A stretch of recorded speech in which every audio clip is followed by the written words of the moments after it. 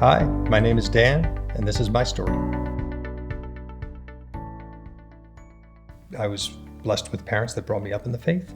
I had an opportunity to go to a Christian day camp for a week or two during the summer, and I actually enjoyed the experience both while I was there and looking back on some of it. There's chapel for a half an hour for 45 minutes each day, which wouldn't be necessarily the highlight at the time. I wouldn't have told you it's my favorite time, but I still recall some of those experiences. That's Christian small group community right there. Going on to that, it made me more open to conversations with friends in high school or friends in college, where those might come up. And if somebody was going to raise that question, I would be willing to engage in that conversation, and it would always strengthen my faith. And those are touch points throughout my life that would grow it. In high school, we were blessed with a program called Ridgewood, which was a once a week weekly meeting where it was an hour of classroom time followed by an hour of maybe basketball or whatever else. And this was small group Christian activity, which again helped to form that faith. And it gives you structure both in your and cognitively, better understanding of the word, but also how it applies to you in your life. We meet on Sunday nights, 7:30 p.m., and it's men's small group Bible study. Any age, really. Typically, we tend to be 40 to, say, 60 years old, and we have a few on either end of those ranges. And that group focuses on caring and sharing, so it's a safe space where anything that's said there stays there. And we spend 15, 20 minutes perhaps going over any special prayer requests, anything that people have that's on their hearts, or questions about how to better live out their faith, or anything that's going on. We talk a little bit about that. Then we get into the Word, whatever we're studying. Recently, we've been using the Right Now Media video series, and they have study guides that go along with them, but we've used other things in the past. And we'll either pick a topic that we're focusing on, or we'll pick a book of the Bible that we're focusing on. And we do that for perhaps 30 minutes to 45 minutes.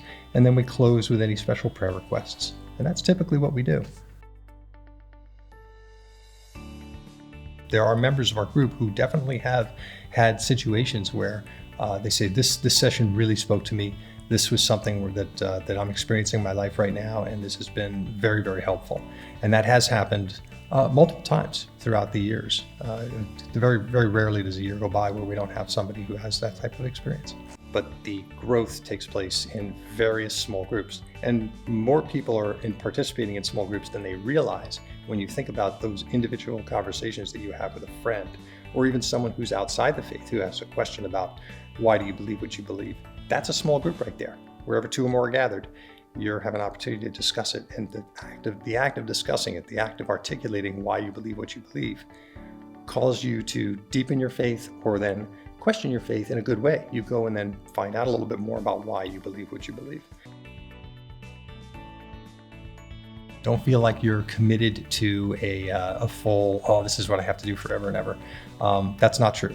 You can find something that's a topic of interest. You can come in for a week or two, decide you don't like certain aspects about it, and then step out. Or what I would recommend is treat it like an exercise program where you're going to commit to one session. That's why we broke them up into seasonal sessions where it's maybe 4 or 10 weeks. And you've gone through that one session, and then it reforms itself. So you don't necessarily have to reform into that group. You could go into some other.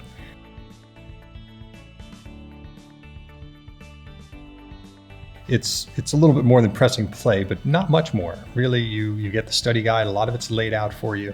And it's about just communicating with the group to say, hey, we're on for this week. People need reminders. So you send out an email, you send out a text, and you make sure that you all agree on whatever the next thing is that you're going to study. It's really not that bad. Call me up and I'll help you through it. It really is a matter of just the hardest part of it, honestly, is picking which topic you're going to go with. Once you go with it, you just dive right into it, and it really does run itself.